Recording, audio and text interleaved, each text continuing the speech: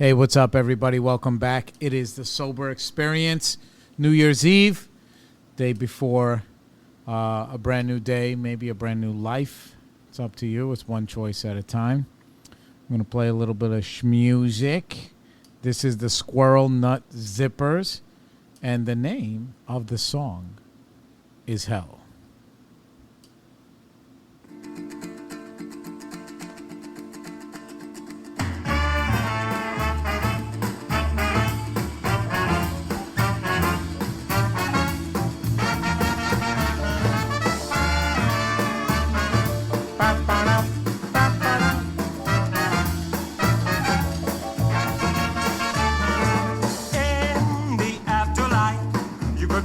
Serious strife. Now you make the scene all day, but tomorrow there'll be hell to pay. In the afterlife, you'll be headed for the serious strife.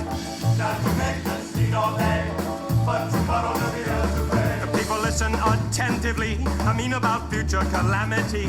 I used to think the idea was obsolete until I heard the old man stamping his feet.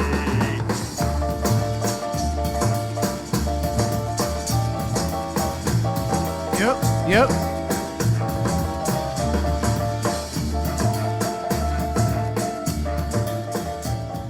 Wow, man. What a record. What a band. Yeah. I'm going to leave that rocking in the background a little bit. See how far we can make it without it being too disruptive. Because it just kind of puts me in a good mood. You know, I haven't been foul lately, but I'm coming to a turning point, man. This is a new year, and some people are like, oh well, new year, what does that really even mean?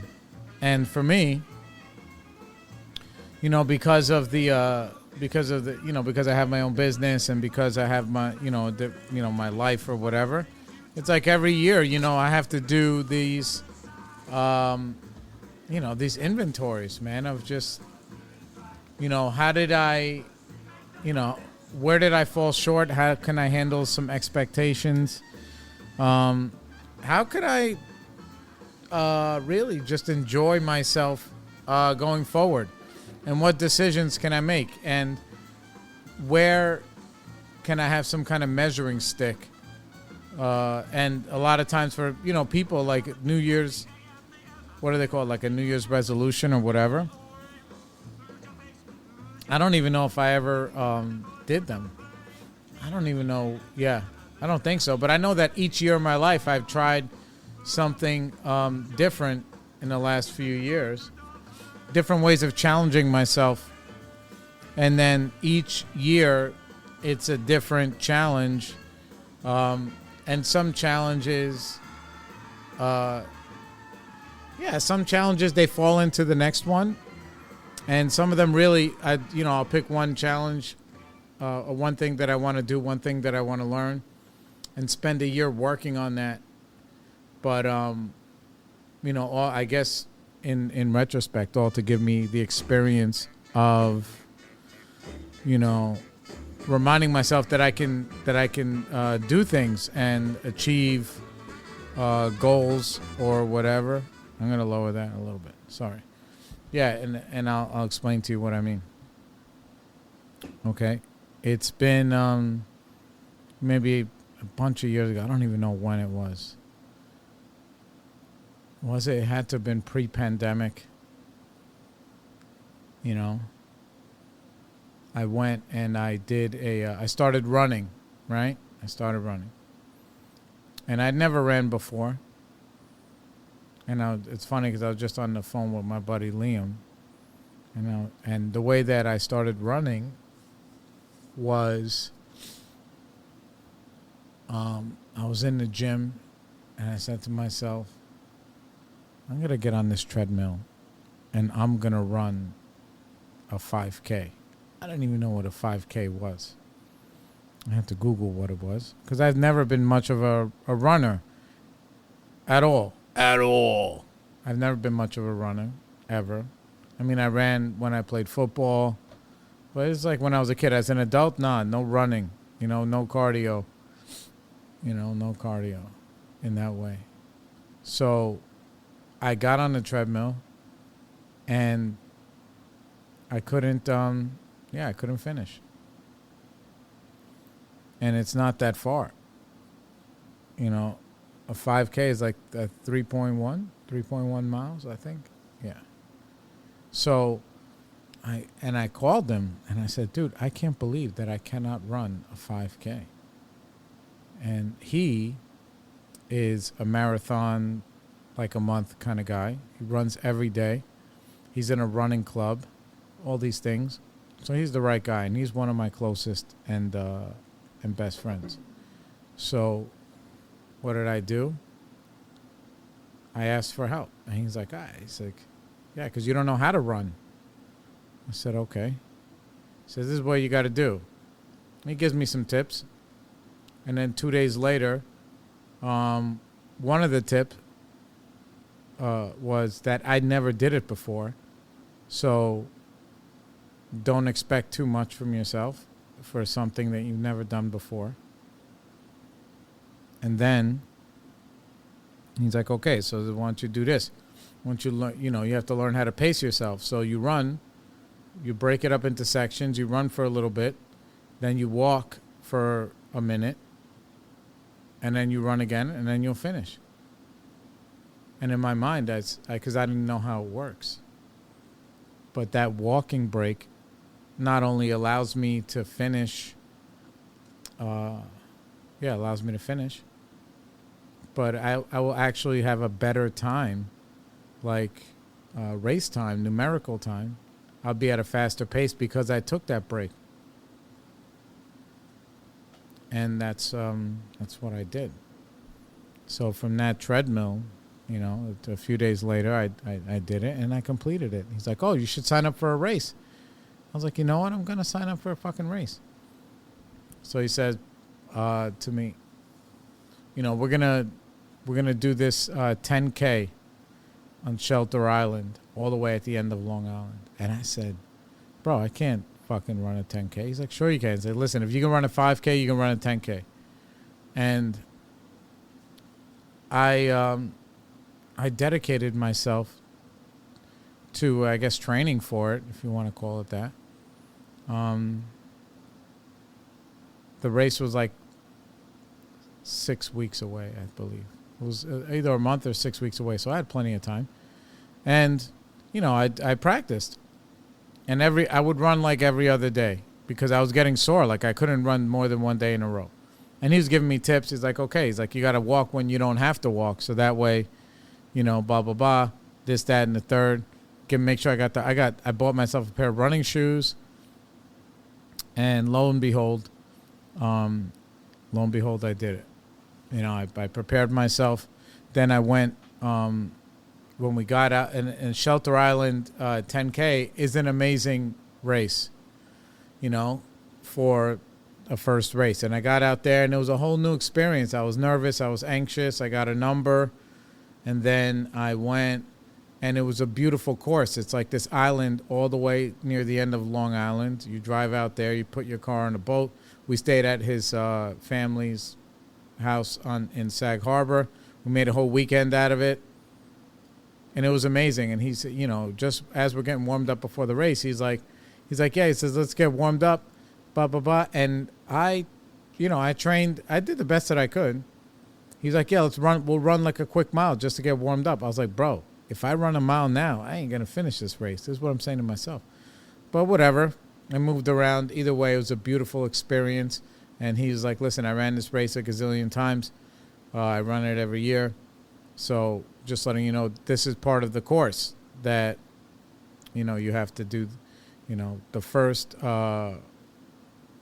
got to do it this way. Like, the first part of the race, you're like going downhill, and it's very easy to like, you're going to be with a lot of people, and you're going to be in the moment, and you're going to want to sprint, and you're going to, says don't do any of that. Just pace yourself, because once you make that first turn after like maybe mile 1 or whatever, it's going to be a big fucking uphill.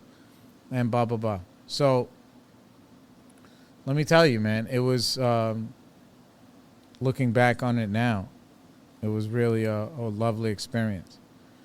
And, I ran, and then I had like 1 mile left, and he already finished by whatever. He, and what was I doing? I had to take my mind off of the suffering.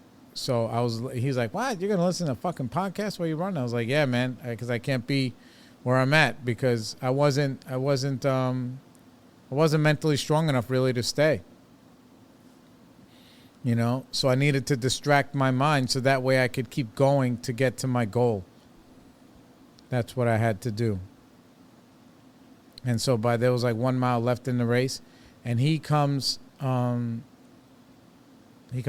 in because he already finished, and he found me in the race. He's like, come on, I'm going to run this last mile with you. Hurry up, you're going to finish in under an hour.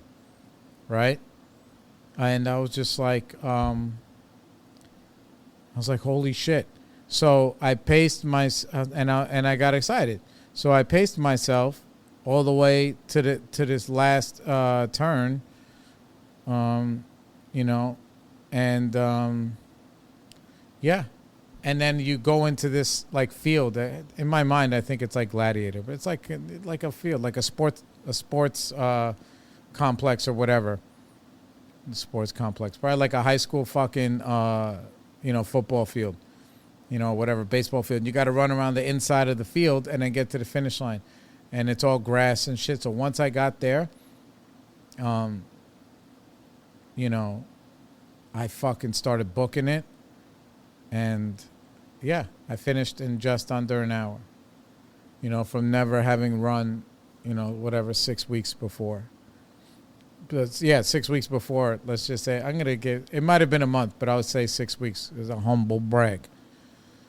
But from not being able to finish a 5K, I got myself to finish a 10K in under an hour. And I was like officially, I guess like an athlete, like a runner. That I ran in a race. I started something. I finished something. He gave me the strategy. I asked for help. He was like, listen, you got to take the walk break here, the walk break there. He says, the people who don't take them, he says, don't worry about them. They're in front of you. In that last leg, when you have fucking strength, you're going to be flying past everybody. I promise. And it was like a little bit of a carrot dangle. He dangled a carrot. Yeah, and I did it. And it was great. To find out that I could do nothing, start something, finish something. And then I guess it's like every year I've been doing different stuff to find out, I guess what I'm made of. And I was running for a while. I guess you can call it competitively. Then I'd start to join other races, And then I was like, all right, the next year I'm going to do a half marathon. I did that, along the way, I did a Tough Mudder race with my sister-in-law, which was like a 10-mile obstacle course in the fucking mud, in the heat. And we finished in a great time. I completed all the fucking events. And while I was doing that, in order to prepare myself for that, I went and, I joined these, they called HIIT classes, high intensity interval training. So I did that every other day, for a while, for same thing, maybe 4 or 6 weeks, maybe 2 months. Because my boy, little Chris, who does these, who used to do those Tough Mudders all the time, he's like, listen, the name of the gym is called Badass Academy. You join that. He says, bro, you come here. He says, you'll be prepared. He says, you'll be fucking prepared. You just come. And a lot of days there, it fucking sucked. And I didn't go 100% every day. Some days I went 70%. Some days I went 102%, almost to the point of like puking. It's like whatever kind of badgering I was giving myself. And during the training, I had all these different stations in there, and you're doing fucking all this physical stuff. And it's basically 95% like body weight kind of thing. And I did that. And then when we did the race, I did well. I did every fucking thing. And it's funny because my sister-in-law, she had to skip some of them because she was injured because she goes too motherfucking hard. You know, like there's like ones where you're climbing across doing these monkey bar kind of fucking things. And I was just ready to execute. I was ready to execute. Yeah, so I did that. What else happened? So basically, I don't want to give like a super rundown, but each year I've been doing something else, you know. Along the line, I started taking trumpet lessons again. I did that for a little while. I went back into the boxing gym. I did that for a couple of months when I was a fat fuck. I tried keto. Before it was like fancy, and I lost a bunch of weight. I was at 195, but I was like a 195 fat fuck. And, I was like, I know if I just go box, I'll sweat this shit out. But then I did the keto, and I lost 20 pounds in like 3 months. And it's basically almost all stayed off. That was during that time also. I get all the years mixed up because of this fucking vaccine, Bo. What did I do then? All right, I come out of that stuff. Then I'm with my boy Amma.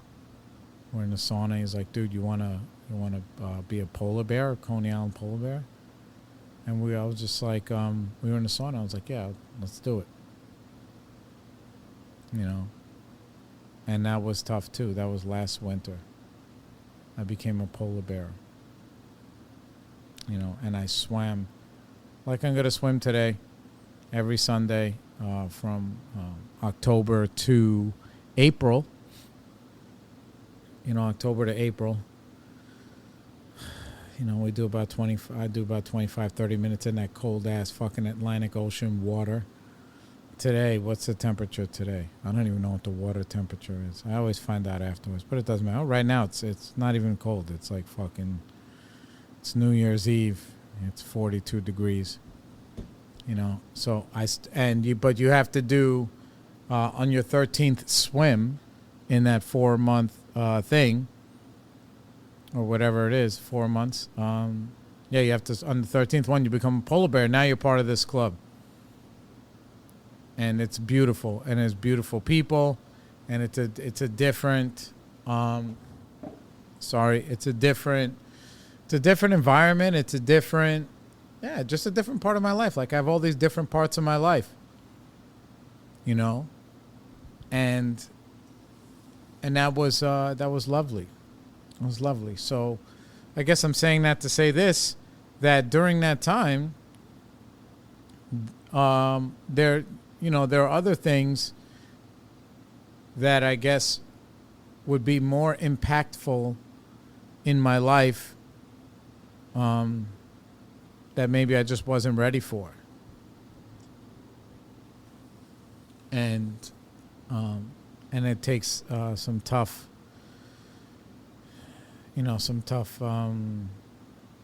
experiences, and a lot of faith, and a lot of other shit. A lot of humility. That's what it takes. It takes a lot of humility, some effort, and some faith. Because I have these, with my business and the other areas of my life that are, I guess I'll call them just financially related. I'm not really in any kind of trouble in any way. But I know I've been, in some ways, not as responsible as I should have been, or as I could be. And I guess now I'm really learning to face those, just to be more effective. And again, I'm not in any trouble. Like all my bills are paid. I have, the trappings of somebody who's kind of like, I guess, in the game. I have a little bit of money in the market. I have a rental property. I have a small business. So I have a couple of things in the fire. But one thing that I guess I could be more effective at is actually being better at running all of those things. To really understand what it's like to plan out a financial future? How do you plan that out? And not just like in theory, because you can work more and make more money. But like, how do I be responsible? How do I, I know how.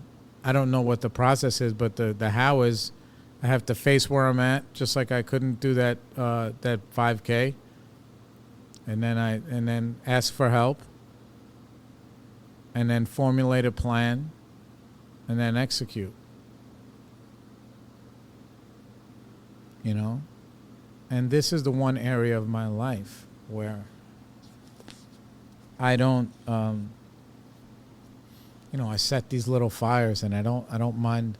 I'm learning to try to not to be so vague about what's going on, and that the truth is okay. The truth is that I could be doing better, and I have to implore help of other people. I'm saying that because, like, last week, my wife and I, we went to sit with our accountant. It's for the end of the year kind of stuff. Say, okay, this is where we are. Whatever. I don't know how forthcoming I can or should be. We're making enough money that we're living okay, but there's the stress comes from us not being, responsible, and not facing like, okay, here's the thing. When especially, the biggest things in life for me where the struggles have been, romance, finance. That's it. I'm happy. I'm happy. I'm fucking happy. I'm happy. Because I found out with all of these little tests in the last couple of years that I'm capable, because I don't want to be capable of anything. My sponsor, Free Willy, he used to tell me, the sad part about recovery is that, like, you're not as sick as you want to be. You really want to be without aid. You really want to be, no, this is how I am. This is what it is. I could never be different because of this. And the blame game. The fucking blame game. Oh, it's my parents. You don't understand. Nobody understands. I had this kid when I was younger. Blah, blah, blah, blah, blah, blah, blah. All this kind of stuff. And the truth is that, you can change your life the same way that I learned how to finish that race. Those races. Same way that I lost the weight. The same way that I expanded my business. Same way I expanded my life is by doing, hard, truthful analysis about my behaviors and then changing them. And then also understanding a lot of them I'm not going to be able to change on my own. So if I say to myself in retrospect, right, listen, if I could start these things and finish them, and not just like quit along the way. Well, all right, I ended up after the pandemic, I stopped taking the trumpet lessons because they closed down. And I never really picked that back up again. I still have the trumpet in my shop. And then maybe one day I will. Maybe one day I will. But most of the other stuff, I still do some running. I didn't run a race this past year. I didn't. And, well, maybe I did. I think I did. I don't remember. Either way, I wasn't so active in that because I was doing the other stuff. I was doing polar bear stuff, and I was doing other business work stuff. So even if none of these behaviors, or I'll call them hobbies, even if none of these other hobbies actually stay, the truth is that they, it's an exercise to show me that I am getting closer to, I guess, maybe the thing that I've been avoiding, which is what I'm going to try and face this year, which is really taking more responsibility, for my efforts in getting myself and my family financially to the next level. It's like, all right, we've been here long enough. We got to go to the next thing. So things, whether it's that and whoever's listening, it could be some other kind of goal that you're setting or whatever you're running from, that that you're running from. Like, I don't know anybody that doesn't know. Like, people know. Like, like you can only lie to yourself for so long. So you know what you're running from. And, the thing is that you don't have to do it alone. In those moments, I feel like I have to do it alone, but I incorporate the assistance from my wife. I'm like, okay, we're going to download this book, right? It's a business book. In my mind, it talks about business, how to make a proper business plan and how to, all these other things. And it took me, a week or so for her to participate because I was like, all right, I'm already on chapter 3. So, so you can, so finally she downloaded it. And then when I checked with her yesterday, she's like, oh, I'm on chapter 8. I was like, bro, I thought we were doing this together, and I had to buy the hardcover book because apparently there's graphs and other stuff in there that will help us, Yeah, because, when it comes to life, like anything else, there's more things that are achievable than not. There's more that is than isn't. But the hard part is you got to put in the work. That's it. People want to be famous, but they don't want to put in the work. I heard that yesterday at a meeting. My boy Ryan, he was like, yeah, I wanted to be famous, but I didn't want to put in the work. Because it takes work. It does. And that's the one thing I'm scared of. So what am I doing now? So I have to make myself. So, and then here's the thing. It takes more than just work. I know what it takes. It takes consistency. And that's what I fucking hate. I have a tendency to procrastinate and then till the 7th or 8th inning, towards the end where I'm bottoming out of my procrastination. And then the load is so heavy to lift when I let it get that far out of control, then it's almost impossible. And then I'm like, yeah, see, well, I guess it ain't for me, whatever, way that I convince myself to not be great. I'm like, oh, well, I'm already fucking 44. So what? So fucking what? Guess what? Next year I'm going to be 45. Where do I want to be? Who do I want to be? I challenge myself in all these ways that I just expressed to you, and it was physical challenges because that's the way that I do it. I challenge myself, again, with the running, with losing weight, with lifting weight. I text my cousins when I have personal, they call them PR, when I have PRs in the gym, where I'm, yeah. But the most, that's all that stuff is impactful. But I also know the most impactful thing is, for me, is whatever it is that I've been running from this whole time. That's what it is. It's whatever, and I'm running from the truth. In one of those areas of my life, because I've made enough smart moves, I guess, with the few dollars that I have, that it allows me to be lazy and vague and still be okay. But that time always ends up running out. I'm like, oh, well, I put this money here and I saved this money here and I put that money there. So I have to remind myself, even my wife, I'm like, listen, if all fucking hell breaks loose in our life and we need to liquidate everything, we'll have a bunch of money. We're not going to have 2 months worth of rent. You know, we're gonna be okay for a little while. I don't know how long that would be, maybe a year or two or whatever. But you know, I also have to think about, you know, the future. So the future in the sense of like, all right, how much more comfortable do I want to be? You know, because I can't be doing the physical labor stuff 10 years from now. So I need to practice that from now. And in 20 years from now, I'm going to have to be doing less.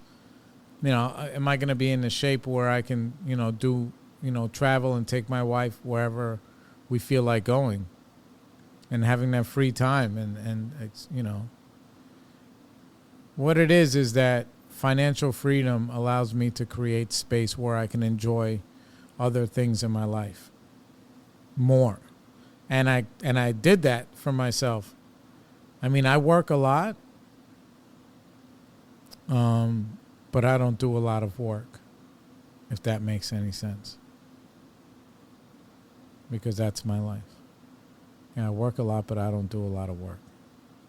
So I need to expand on that. And the only way to do that is by, like what we always talk about, these inventories of fact-finding and fact-facing things. And then having the courage to change some of those things. And, you know, asking the right people for help. And that's going to be the deal. That's going to be the deal. So, and I don't want to, I just want to be further along than I am 6 months from now, a year from now. So I'm going to incorporate all of these, you know, I have to do all these things. And to get straightened out, and my wife is going to help me because I need the help, because I'm not a responsible person in that way. I'm responsible in another way. Like, okay, you know, I started training. I don't even like saying it because I don't really go that often. I go a couple times a week. I've been going to this Muay Thai class, you know, punching, kicking, whatever. I don't want anybody punching and kicking me in my face, so I'm not doing any kind of sparring or anything. But, and I tried the jiu-jitsu, and I wanted to do it, but it's, you know, the likelihood of me getting hurt physically is higher there because I'm also not a young man, and these kids are in there, they're in their 20s, and they can play rough. I can't really play that rough, not like that, you know. So the Muay Thai classes I go is just a lot of punching and kicking drills and fundamentals and that kind of stuff, and it's great. It's a lot of fun. I'm learning how much I suck at something, which I enjoy learning that lesson. And then, but I also need to use that, or not use it as an escape from learning how much I suck at, you know, steering our financial ship. You know, that's what I need to be honest with myself about. And that's where we're at for like New Year's Eve. Say, okay, so what am I going to do next year? Well, next year we're going to do this. Next year we're going to do that. Save some more money for retirement. You know, maybe the year after that, or maybe by the end of the year we'll buy another property or something. You know, it's nice that we have this house. I bought a house just, I know my kids will never be homeless ever. Unless something happens and we lose the house, I know they'll never be homeless. You know, and that's good. And it's a good investment. You know, it's making money and whatever. But yeah, we always gotta go on to the next thing. What do they say? Do not hurry, do not rest. That's so there's some trepidation. But it's okay. You know, it's okay. I'm also gonna try, hold on.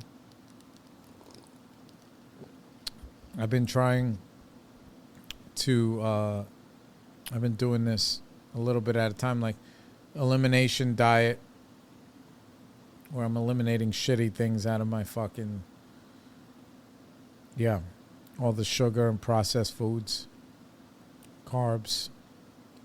So a few of my friends are on that carnivore diet. I'm going to try it for like 30 days. I'm already mentally committed to the effort, like the race. And most important is I'm not going to be, I have to be honest with myself and make sure I don't use it as a distraction instead of going over all my my projections and my financial numbers and all this other shit that I need to do for work. So,